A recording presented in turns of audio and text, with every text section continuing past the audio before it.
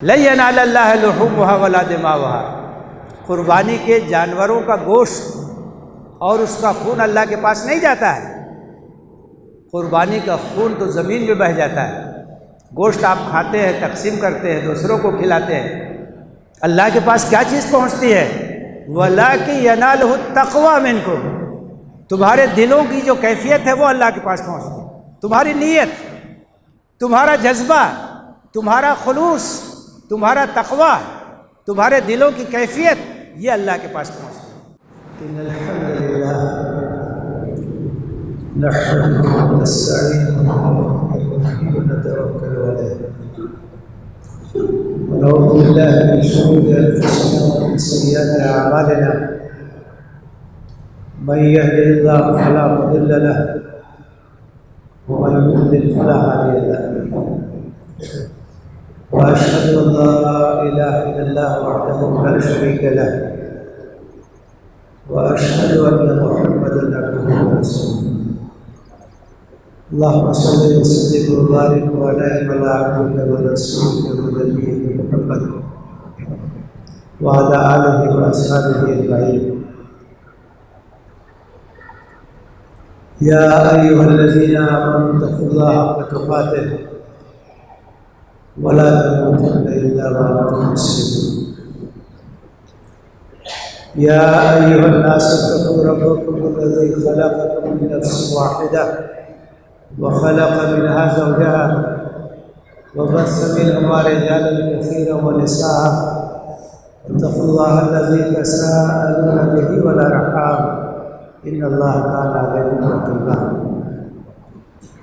يا ايها الذين امنوا اتقوا الله وقولوا قولا سديدا يصلح لكم اعمالكم ويغفر لكم ذنوبكم، ومن يطع الله ورسوله فقد فاز فوزا عظيما۔ اما بعد فان اصدق الحديث كتاب الله، وخير الهدي هدي محمد صلى الله عليه وسلم، وشر الامور محدثاتها، وكل محدثة بدعة، وكل بدعة ضلالة، وكل ضلالة في النار۔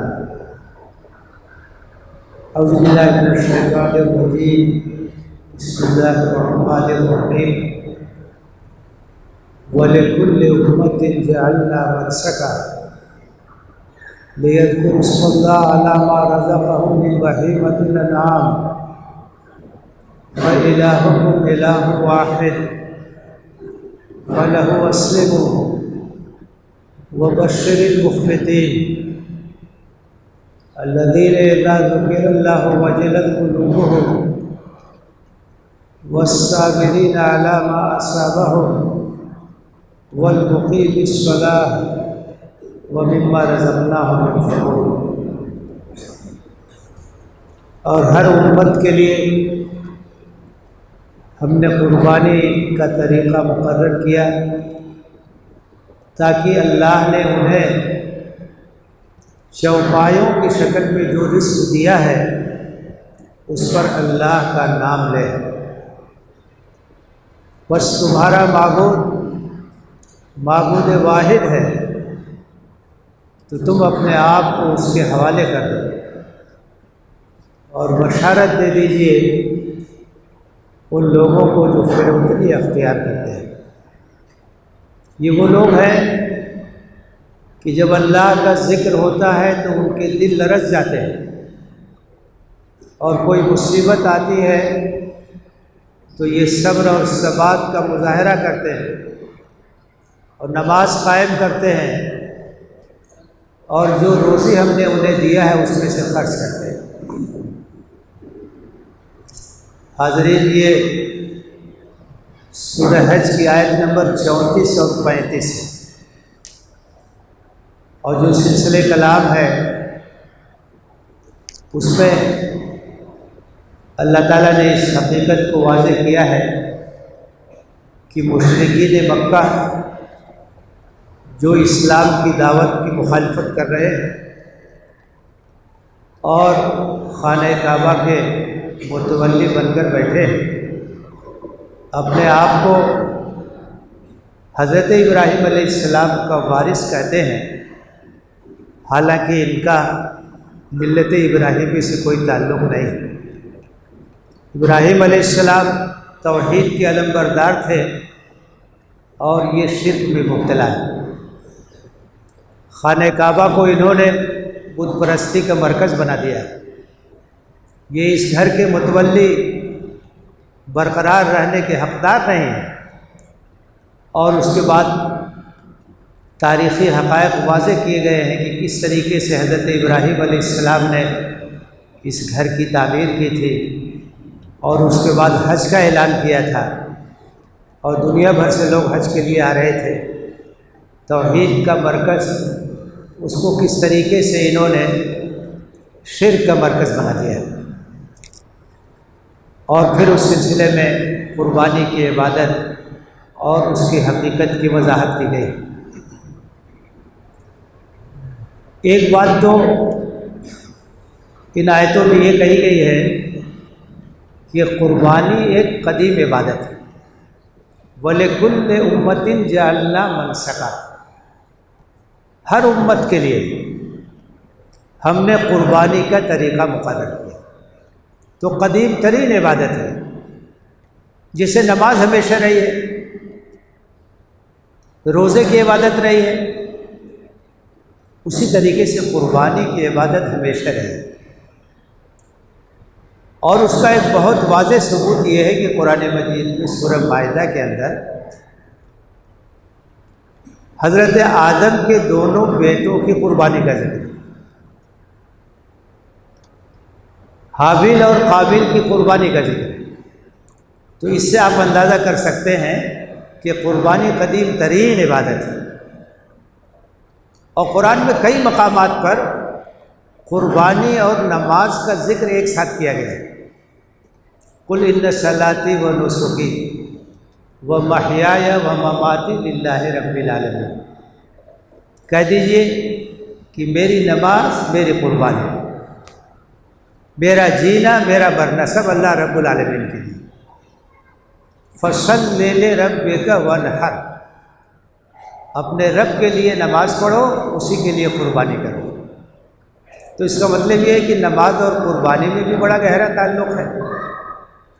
نماز للہیت کا منظر ہے، اللہ سے تعلق کو جوڑنے والی چیز ہے، تو اسی طرح سے قربانی بھی یہ عبودیت کا مظہر ہے کہ یہ چوپائے جو اللہ تعالیٰ نے ہمیں دیے ہیں، اللہ کا رزق ہے، اللہ کے نام پر ہی ان کو قربان کریں، غیر اللہ کے نام پر ہم ان کو قربان نہیں کر سکتے۔ جس طرح سے اللہ کے علاوہ کسی کو سجدہ نہیں کیا جا سکتا، اسی طریقے سے اللہ کے علاوہ کسی کے اور نام پر جانور کو قربان بھی نہیں کیا جا سکتا۔ جانور اسی وقت حلال ہوتا ہے، ذبیحہ اسی وقت حلال ہوتا ہے جب اسے اللہ کے نام پر قربان کیا ہے۔ توحید کا مظہر ہے قربانی، تو ہمیشہ سے یہ قربانی کی عبادت رہی ہے۔ وَلِكُلِّ أُمَّةٍ جَعَلْنَا مَنسَكًا، ہر امت کے لیے ہم نے قربانی کا طریقہ مقرر کیا۔ لِيَذْكُرُوا اسْمَ اللَّهِ عَلَىٰ مَا رَزَقَهُم مِّن بَهِيمَةِ الْأَنْعَامِ، تاکہ اللہ نے انہیں چوپایوں کی شکل میں جو رزق دیا ہے، جو نعمت دی ہے، اس پر اللہ کا نام لے، اللہ کے نام پر اسے قربان کرے۔ فَإِلَٰهُكُمْ إِلَٰهٌ وَاحِدٌ، تو اس بات کو یاد رکھو کہ تمہارا معبود برحق بس صرف ایک ہے، الہ واحد ہے، وہی تمہارا معبود ہے، وہی معبود برحق ہے۔ اس کے علاوہ جتنے ہیں سب معبودان باطل ہیں۔ تو اسی کے لیے نماز ہونی چاہیے، اسی کے لیے قربانی ہونی چاہیے، اسی کے نام پر جانور کو قربان کرنا چاہیے۔ تو تمہارا معبود واحد ہے، فَلَهُ أَسْلِمُوا، تو تم اپنے آپ کو اس کے حوالے کر دو، اپنے آپ کو اس کے سامنے پیش کر دو۔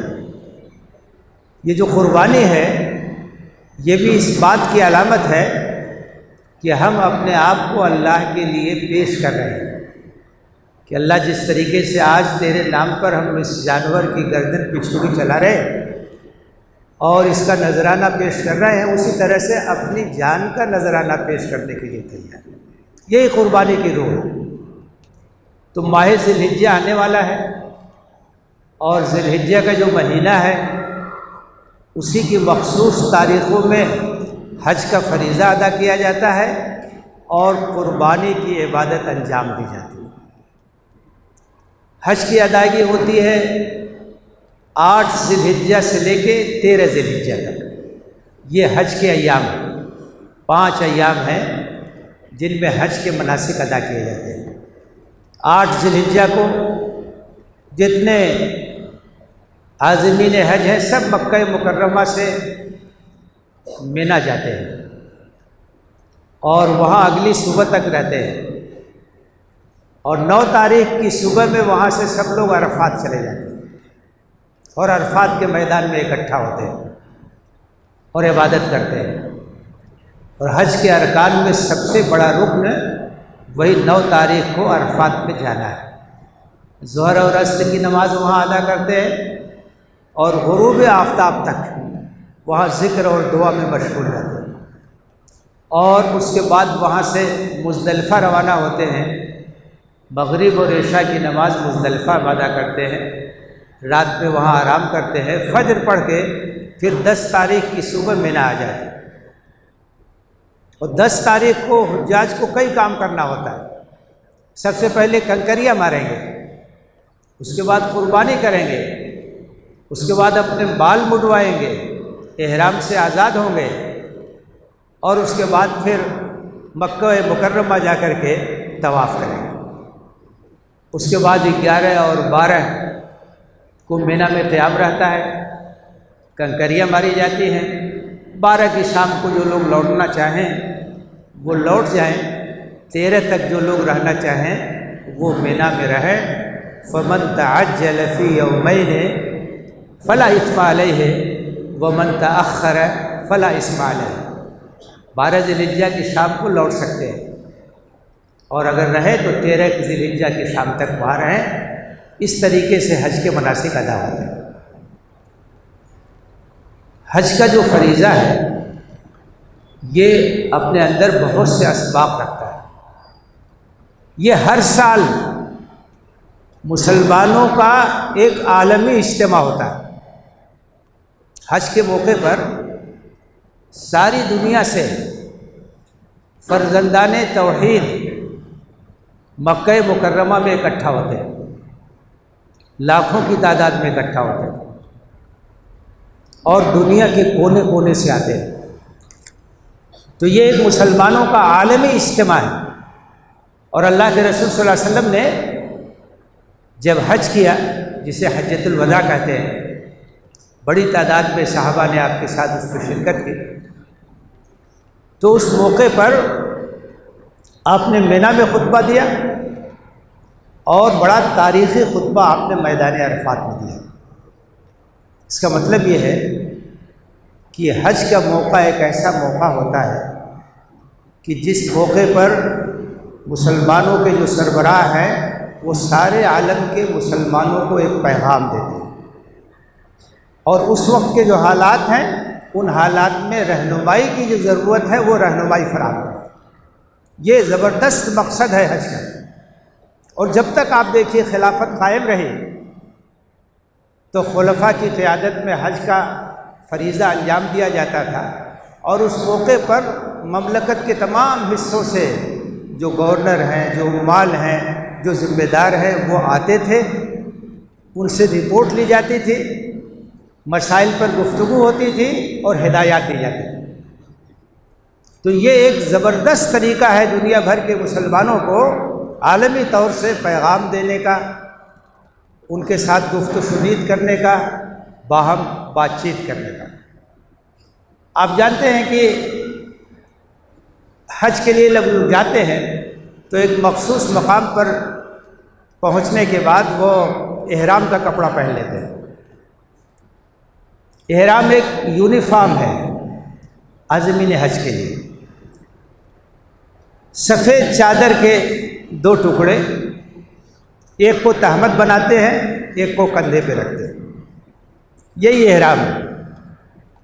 سب کا ایک لباس، ایک یونیفارم، کوئی کہیں کا رہنے والا، کوئی بھی اس کی زبان ہو، لیکن سب کے جسم پر احرام کا کپڑا، بالکل ایک کپڑا یکساں، سب برابر ہے، کوئی امیر ہو، کوئی غریب ہو، کوئی بادشاہ ہو، کوئی فقیر ہو، کوئی عربی ہو، کوئی عجمی ہو، کچھ بھی ہو، سب احرام کے کپڑے میں منسوب، اور سب کی زبان پر ایک ہی نعرہ ہوتا ہے، تلبیہ ہوتا ہے، لبیک اللہم لبیک، لبیک لا شریک لک لبیک، ان الحمد والنعمت لک والملک لا شریک لک۔ حج کی منادی ہوئی، حضرت ابراہیم علیہ السلام کو حکم ہوا وَأَذِّنْ فِي النَّاسِ بِالْحَجِّ، حج کا اعلان کر دیجئے۔ اب جو لوگ پہنچتے ہیں وہ اس منادی پر لبیک حاضر ہیں، اللہ سے اپنی محبت کا اظہار کرنے کے لیے ہم حاضر ہیں، تجدید عہد کے لیے حاضر ہیں، اللہ سے اپنے رشتے کو مضبوط کرنے کے لیے۔ تو آپ ذرا سوچئے کہ یہ کتنا زبردست پیغام، بھائی چارے کا، برابری کا، کوئی فرق نہیں، سب ایک ہی لباس میں ہیں، سب کی زبان پر ایک ہی نعرہ ہے۔ تو اس سے یہ پیغام ملتا ہے کہ جتنے کلمہ گو ہیں سب آپس میں بھائی بھائی، لا فرق لا فضل لعربی علی عجمی، کسی عربی کو کسی عجمی پر کوئی فضیلت نہیں ہے، کسی سفید فام کو کسی سیاہ فام پر کوئی فضیلت نہیں ہے، سب برابر ہے۔ یہ اسلام کی تعلیم کا ایک بہت نمایاں پہلو ہے، اور حج کے اجتماع کے ذریعے سے بھی اس کا اعلان ہوتا ہے۔ ہم مسجد میں آ کے نماز پڑھتے ہیں، صف لگاتے ہیں، یہاں بھی اس کا اعلان ہوتا ہے، ایک ہی صف پہ سب کھڑے ہوتے ہیں۔ ایسا نہیں ہے کہ امیروں کی صف الگ ہو، غریبوں کی صف الگ ہو، ایک ہی صف میں کھڑے ہو گئے محمود و ایاز، نہ کوئی بندہ رہا اور نہ کوئی بندہ نواز، بندہ و صاحب و محتاج و غنی ایک ہوئے، تیرے دربار میں پہنچے تو سبھی ایک۔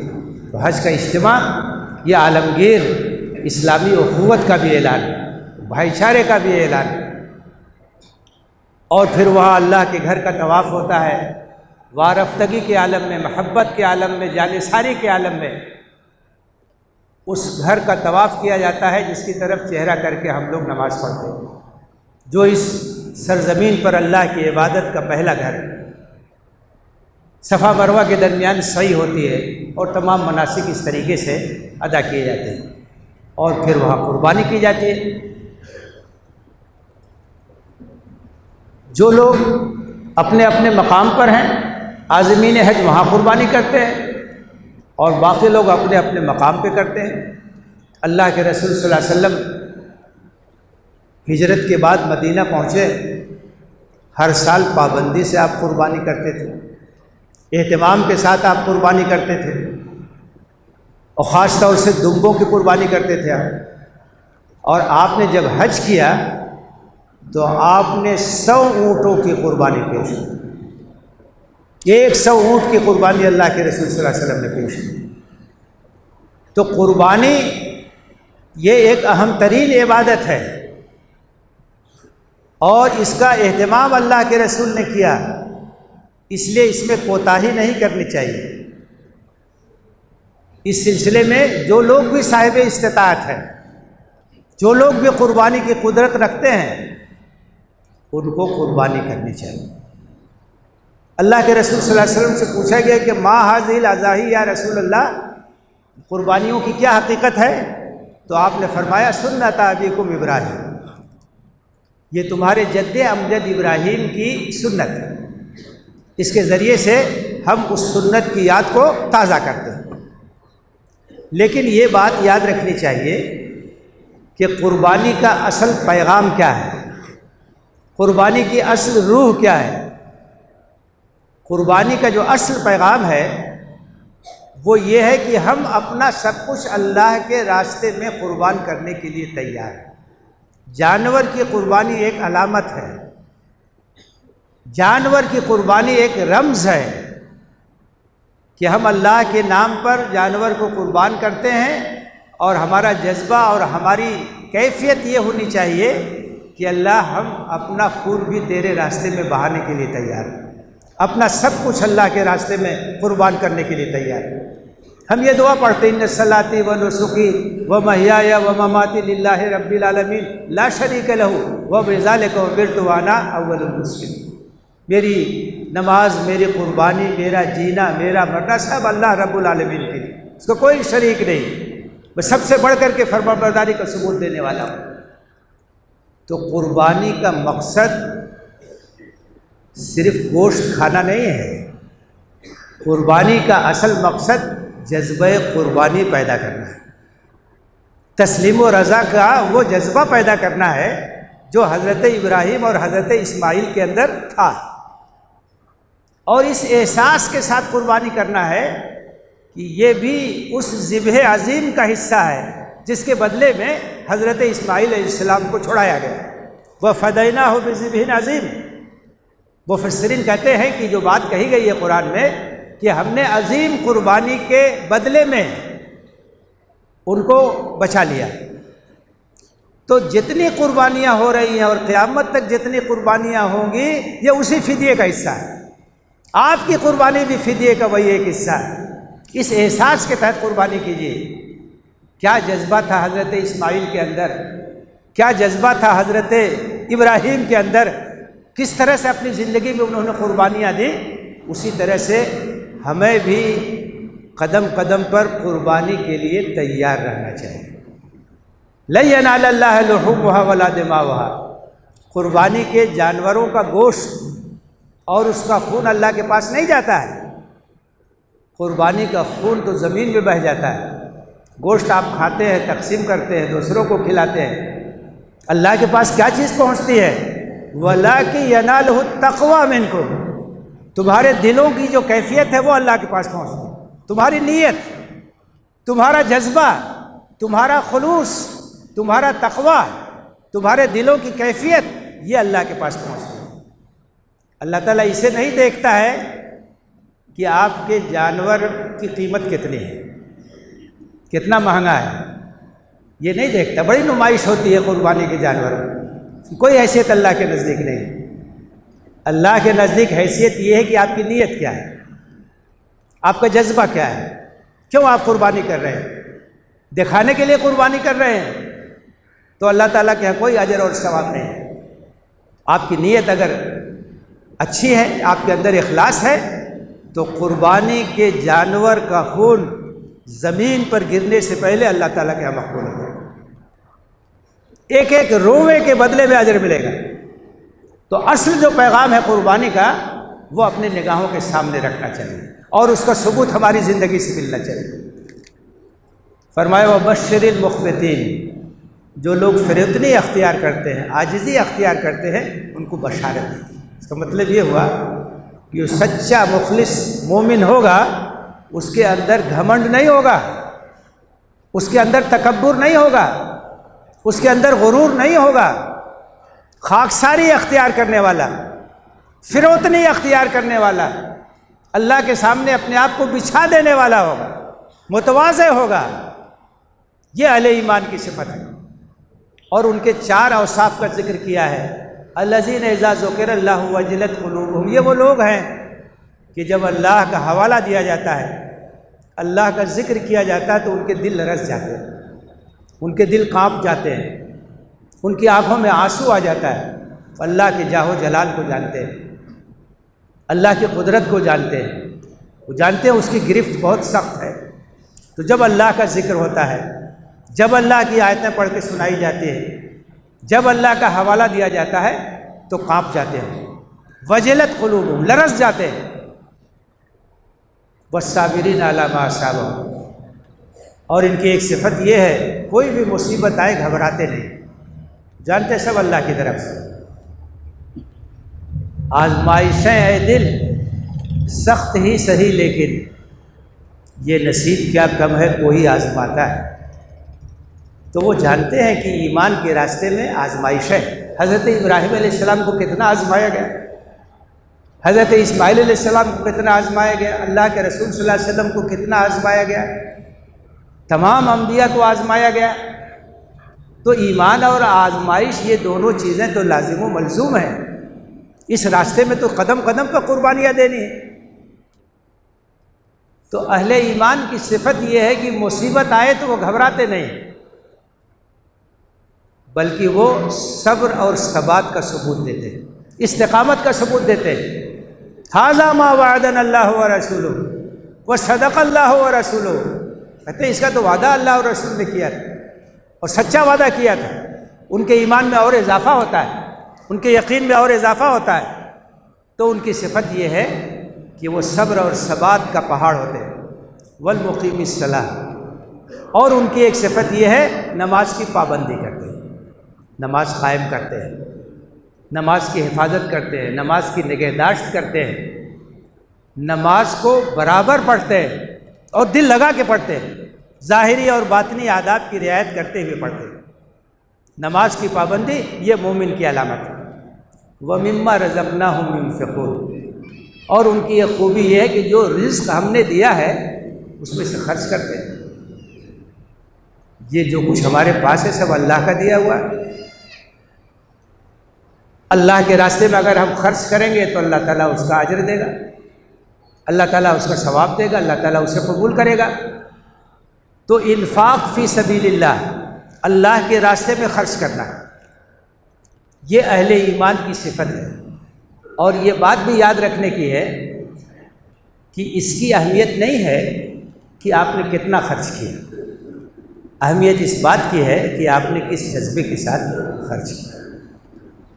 ایسا ہو سکتا ہے کہ 100 روپیہ وہ 10,000 پہ بھاری ہو جائے، 1,000 روپیہ 1,00,000 پہ بھاری ہو جائے، کیونکہ اللہ تعالیٰ کے یہاں جو اہمیت ہے وہ نیت کی ہے، وہ اخلاص کی ہے. انما الاعمال بالنیات. اعمال کا دار و مدار نیتوں پر ہے. تو 4 خصوصیات کا یہاں ذکر کیا گیا ہے اہل ایمان کی. ایک تو یہ کہ اللہ کا خوف ہے ان کے دلوں میں، دوسرے یہ کہ وہ صبر اور ثبات کا پہاڑ ہوتے ہیں، تیسرے یہ کہ وہ نماز قائم کرتے ہیں، اور چوتھے یہ کہ اللہ کے راستے میں خرچ کرتے ہیں. تو یہ قربانی کی عبادت ایک اہم عبادت ہے، اس کا اہتمام کرنا چاہیے اور صحیح جذبات کے ساتھ اپنی قربانیوں کو پیش کرنا چاہیے. اور اس کے ذریعے سے اللہ تعالیٰ جو کیفیت ہمارے اندر پیدا کرنا چاہتا ہے اس کیفیت کو اپنے نگاہوں کے سامنے رکھنا چاہیے. اللہ تعالیٰ ہمیں صحیح جذبات کے ساتھ عبادتوں کو انجام دینے کی توفیق دے. جو لوگ فریض حج کی ادائیگی کے لیے دیار مقدس میں ہے، اللہ تعالیٰ ان کے لیے آسانیاں پیدا کرے اور ان کے مناسک کو قبول فرمائے. ہمیں صحیح نیتوں کے ساتھ قربانی کی سنت کو قائم رکھنے کی توفیق دے اور اللہ تعالیٰ ہمیں اپنا وفادار اور اپنا فرمانبردار بنائے اور ہر طرح کی قربانی اپنے راستے میں دینے کے لیے ہمیں تیار رہنے کی توفیق عطا فرمائے. آمین. وآخر دعوانا ان الحمد للہ رب العالمین. اقول قولی ھذا واستغفر اللہ لی ولکم اجمعین فاستغفروہ انہ هو الغفور الرحیم.